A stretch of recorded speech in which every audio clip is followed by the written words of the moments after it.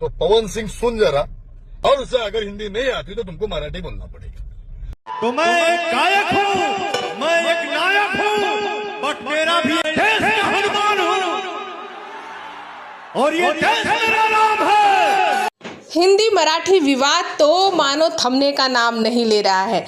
अब महाराष्ट्र के रहने वाले बाबा खान ने पवन सिंह के खिलाफ जो जहर उगला है उससे तो आप वाकिफ ही होंगे।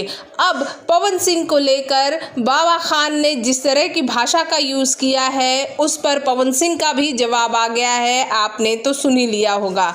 वैसे आपको ये बता दें कि आए दिन महाराष्ट्र में कभी रिक्शा वाला, कभी सब्जी वाला, तो कभी नीचे तबके के लोगों को परेशान किया जा रहा है। ऐसे में टारगेट पवन सिंह को इसलिए भी किया जा रहा है क्योंकि पवन सिंह ने ये कहा था मैं मर जाऊंगा फिर भी मराठी नहीं बोलूंगा।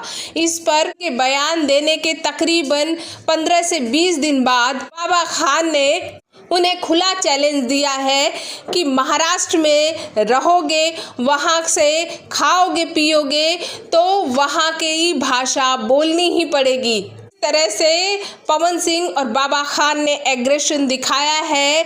ऐसा लग रहा है आगे चलकर ये विवाद और भी बड़ा होने वाला है। इस पर आपकी क्या प्रतिक्रिया है कमेंट बॉक्स में कमेंट कीजिए। साथ ही चैनल को सब्सक्राइब करना बिल्कुल ना भूलिए।